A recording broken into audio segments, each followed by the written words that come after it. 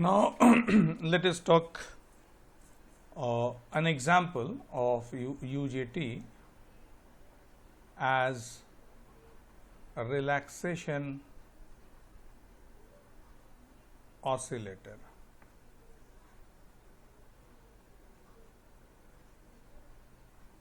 Relaxation oscillator means it's a free flowing oscillator.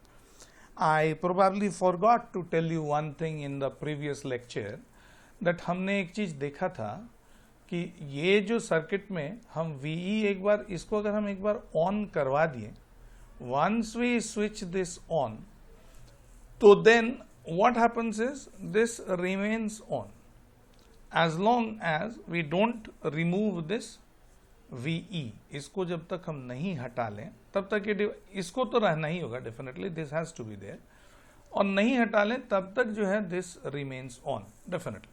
लेकिन relaxation oscillator के case में भी हम लोग देखेंगे कि इसको अगर हम एक बार फायर करवा दें तो उसके बाद it will keep on generating the output waveform free flowing. So ये तब तक जनरेट करेगा जब तक अगेन हम वो फायरिंग सोर्स को हटा नहीं लें या तो पूरा वोल्टेज सप्लाई को हटा नहीं लें, तब तक it will keep on oscillating. So then how exactly it happens? The circuit is very simple. या तो इसको इस तरह से बना लिया गया है, you can see here R एक लगाया गया, दिस इज योर यूजेटी, ये पार्ट यूजेटी का है, उसके साथ एक आर लगाया गया एक्सटर्नली, एक सी लगाया गया. ये जरूरी नहीं है कि हम इसको लगाएं, this one and this one, ये जरूरी नहीं है कि हम इसको लगाएं.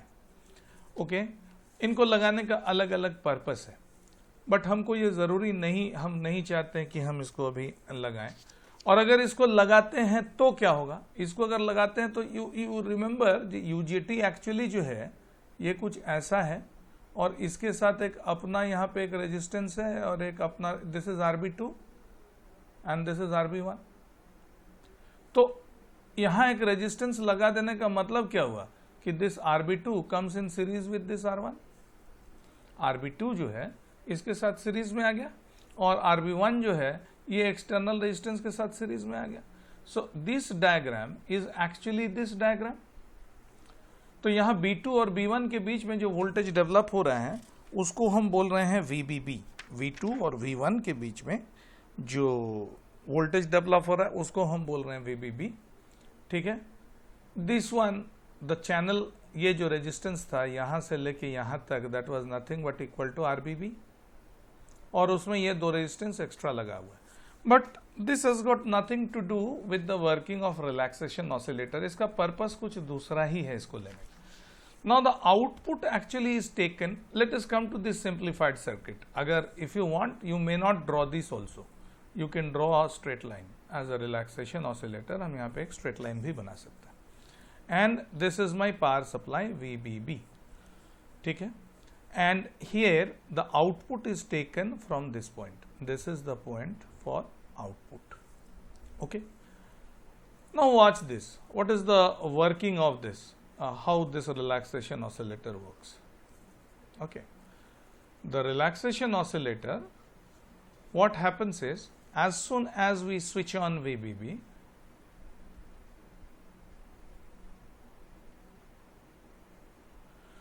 so then what will happen is VBB is available here. So this capacitor starts charging. This capacitor starts charging towards what? VBB.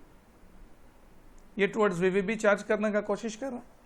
लेकिन एक समय आएगा जबकि इस पॉइंट पे जो वैल्यू है, that value will become more than eta VBB plus VB. That was the total reverse bias potential. ठीक है, VBB अगर हम स्टार्ट कर रहे हैं तो we have already discussed in the previous case, ये वैल्यू बढ़ रहा है, ये वैल्यू बढ़ने से क्या हो रहा है, it is reverse biasing.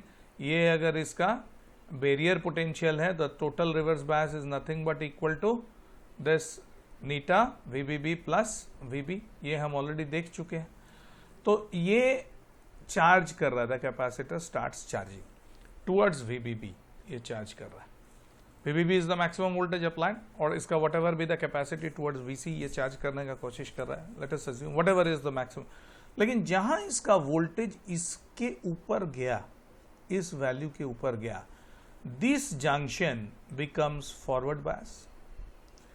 This junction become forward bias, तो पहले क्या हो रहा था, बिफोर व्हेन दिस वैल्यू, जब तक कैपेसिटर चार्ज कर रहा है, जब तक इससे कम है उसका वैल्यू, तब तक I am getting this value across the output, ये चार्ज हो रहा है।